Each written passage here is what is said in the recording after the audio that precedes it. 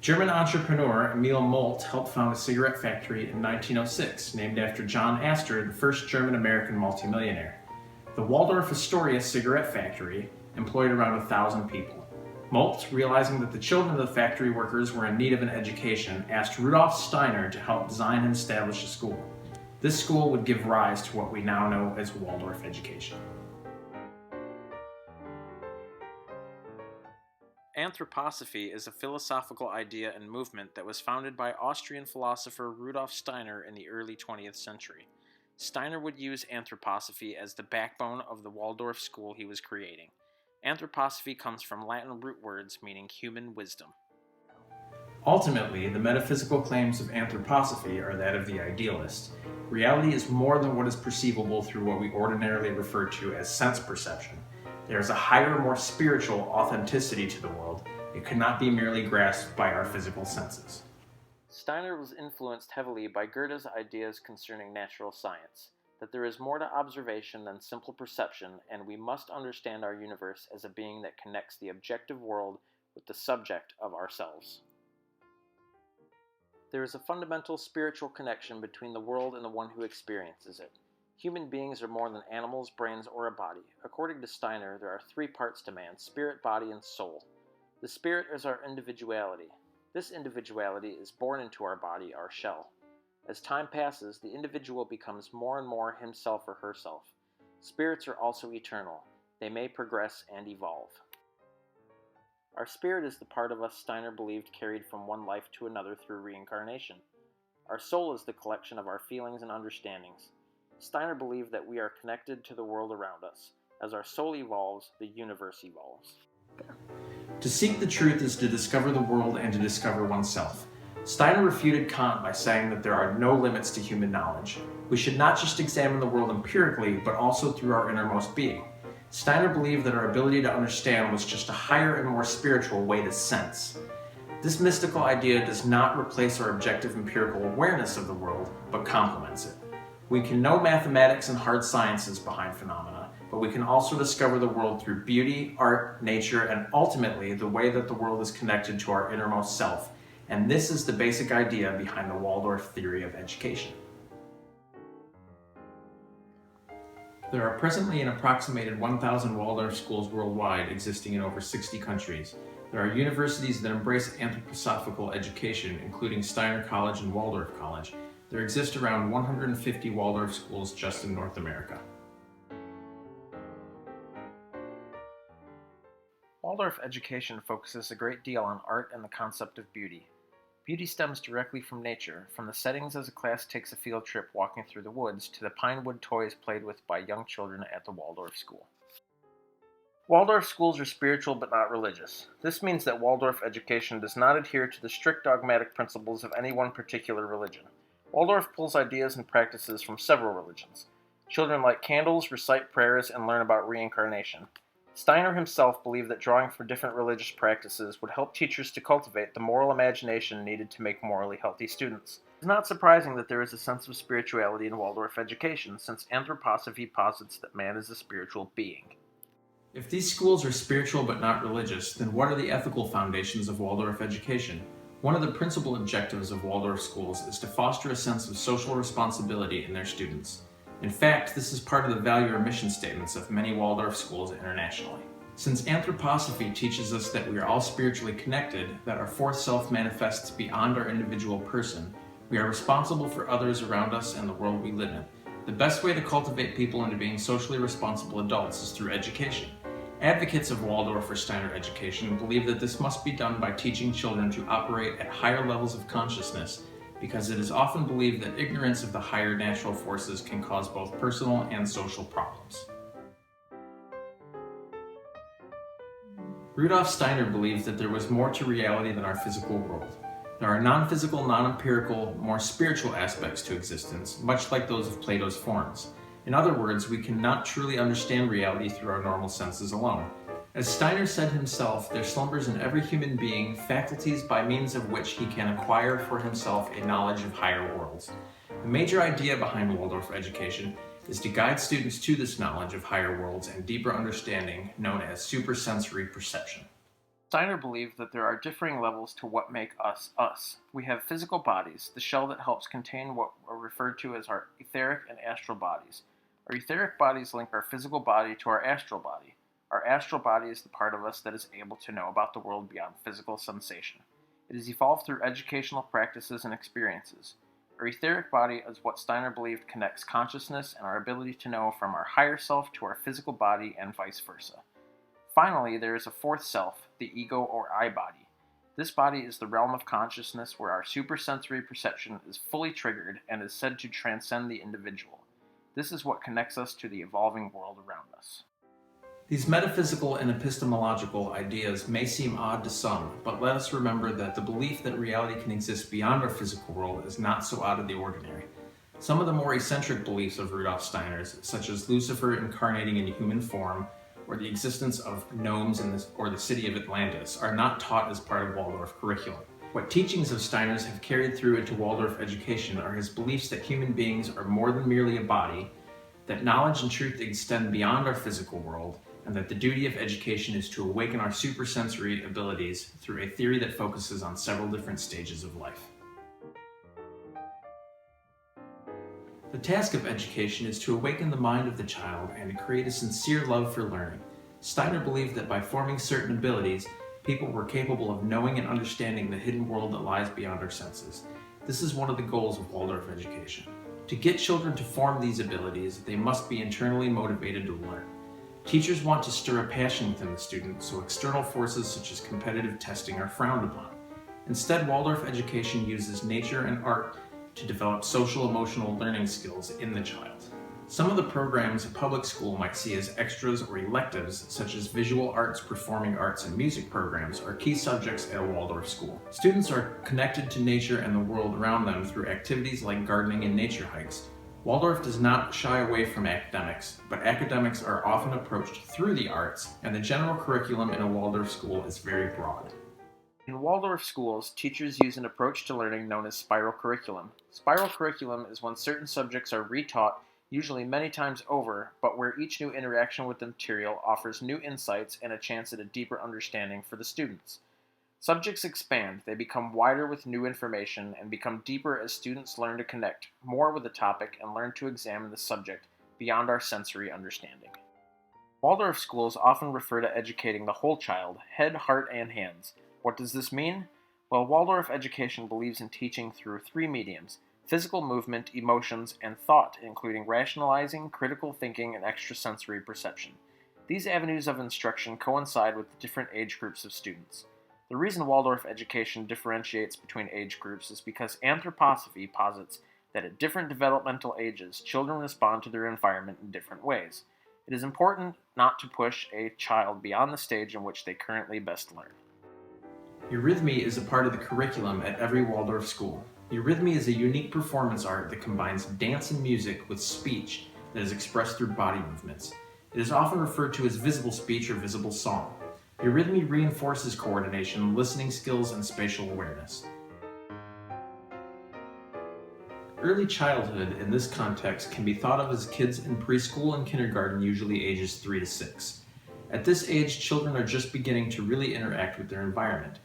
These are the years where emphasis is put on the child as a body. The reason for this is because physical movement and direct interaction with the environment is important for learning and creative play. For this age group, Waldorf education stresses allowing children to creatively play and discover things through imitation of the world around them. Kids' first interactions with the world are usually those of imitation. This is why teaching at this age often involves demonstration. Helping kids connect with the environment is a confidence builder and sets the correct tones for a child's future. In early education classes at Waldorf, teachers begin the day by directing the students to physically move and stretch, which wakes up their body. Then there is singing and playing to help awaken the children's minds. Then begin the lessons and play for the day. Waldorf education utilizes the oral tradition. Children often hear stories, morals, and fairy tales. All subject materials at this age are introduced through some artistic avenue because generally younger students will respond to music, art, and play better than any lecture. One critique of the Waldorf program is that it does not encourage kids to read during the early childhood years. Forming and writing letters is learned first through stories and art, usually in first grade, and reading skills are not taught until the second grade.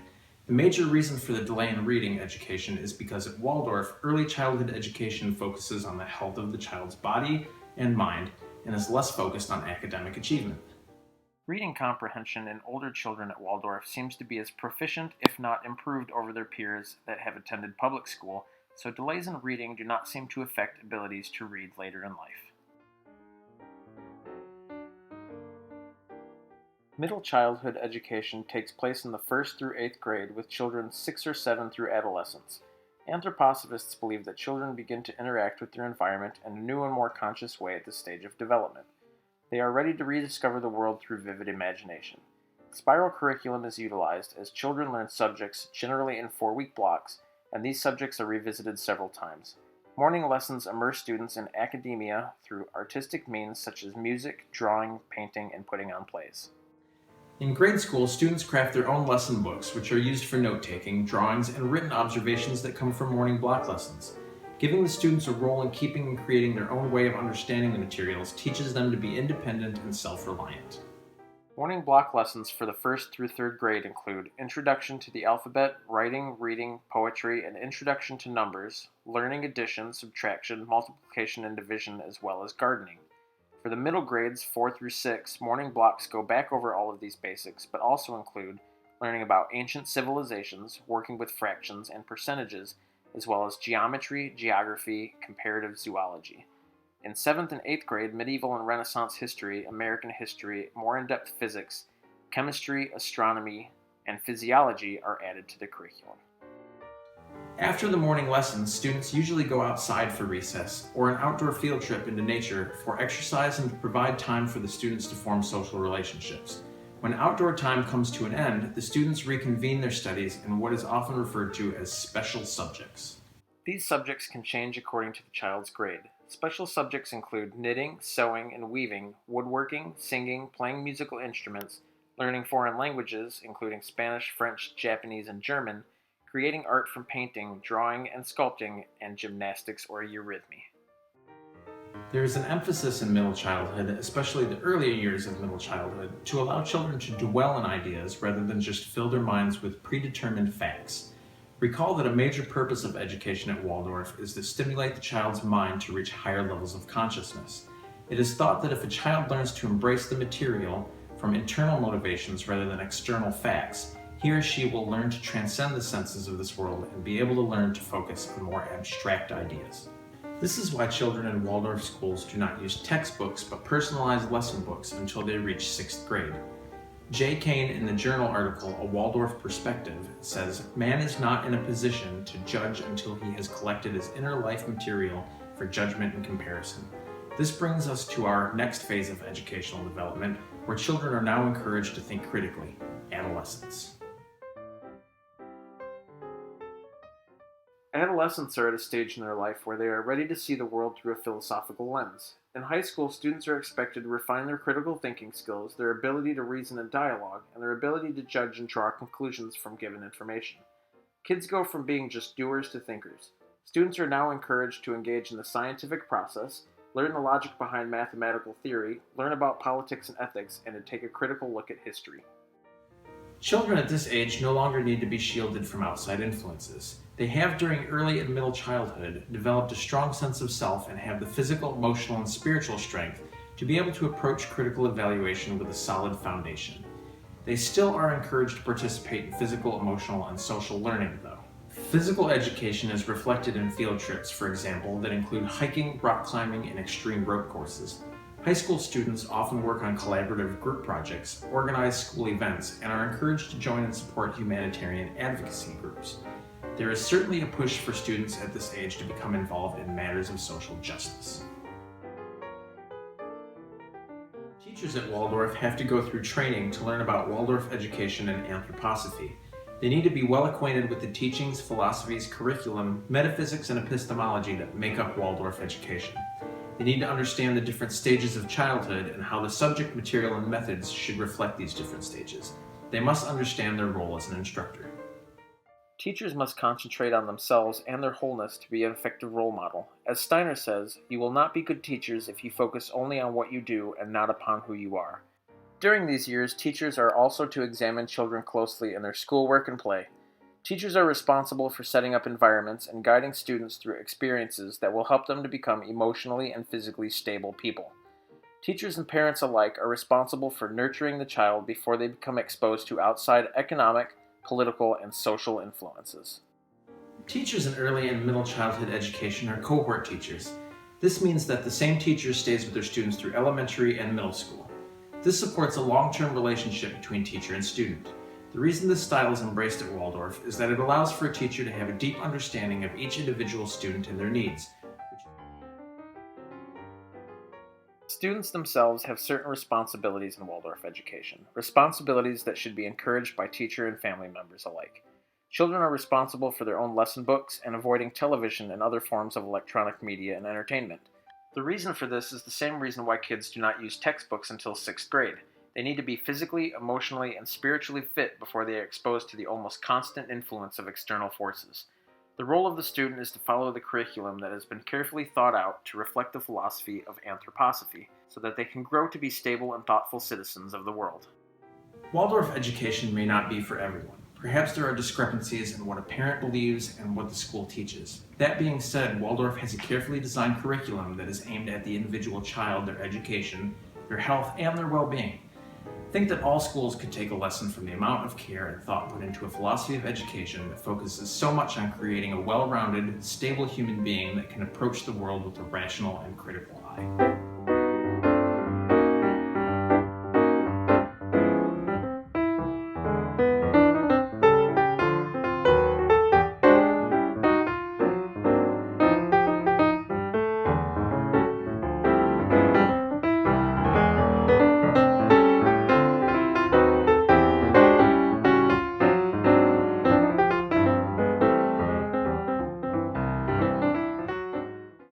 Yeah. A cigarette factory named Emil No. Just kidding. The German entrepreneur Emil Molt. I can't do this. German entrepreneur Emil Molt helped found the. Stop laughing at me. The first German American multi. No, I had it. German entrepreneur. A German. How? Watch. The German entrepreneur Emil Molt helped found a cigarette factory. To creatively play and discover things through imitation of the world of. In grade school, students craft their own lesson books. Isn't that interesting? Oh. Especially in the earlier years of middle childhood. I didn't wear socks for this presentation. Middle childhood from the earlier years. Reply. Me talking. That's the first thing. Cut!